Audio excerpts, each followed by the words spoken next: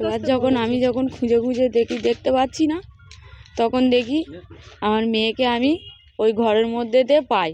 আমার যখন ওর মুখটা চাপা ছিল, যখনই আমার দেখতে পেয়ে ও ছেলেটা ছিটকে ফেলে দিয়েছে, আমার কাছে চলে আসে ছুটে।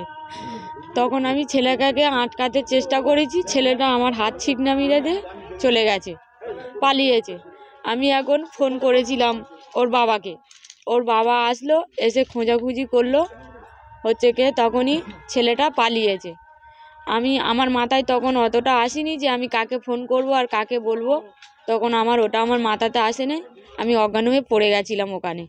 আমার মেয়ে, আমার শাশুড়ি আর একটা আমার বাড়ির ওর বান্ধবী, সে আমার গালে মাথায় জল দিয়ে বাড়িতে নিয়ে এসেছে। এই অবধি ছিলাম। সকালবেলা আমাদের আমরা মান সম্মানে পড়বো বলে কাউকে আমরা জানাতে পারিনি। সকালবেলা একটা পুলিশ এসে আমাকে জিজ্ঞাসাবাদ করতে আমি সদস্যকে ফোন করে সকালবেলা ডেকেছি, উনি কিছু জানে না। মেয়ে কি কালকে দোকানে গিয়েছিল? হ্যাঁ, দোকানে গিয়েছিল। মেয়েকে জিজ্ঞাসা করছে, মেয়ে আমাকে বলল যে মা দেখো, আমি দোকান থেকে আসছিলাম, আমাকে জোর করে তুলে নিয়ে গেছে। আমি অনেক চিল্লিছি, কেউ আওয়াজ শুনতে পাইনি। যে মাইক চলছিল, আমাদের এখানে পুজো হচ্ছিল, মাইক চলছিল, কোনো আওয়াজ হয়নি, তার জন্য ও আওয়াজটা কারোর কানে আসেনি।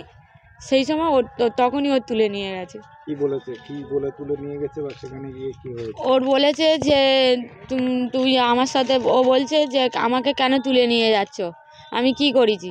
বলছে যে তুই চুপচাপ মুখ বুঝে আমার সাথে যাবি, না গেলে তোর বাবা আর মার্ডার করে দেবো, তোর বাবার ধরে আটকে রেখে দিচ্ছি, তোর বাবাকে মার্ডার করব।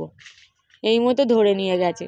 আর ওর বাবাকে খুব ভালোবাসে, ওর বাবার নামে যদি কেউ কিছু বলে তো ও সেই মতো সেই কাজই করবে। কি উদ্দেশ্যে ধরে নিয়ে গেছিল বা তখন কি হয়েছিল সেগুলো কিছু বলেছে? ওদের উদ্দেশ্য কি ছিল?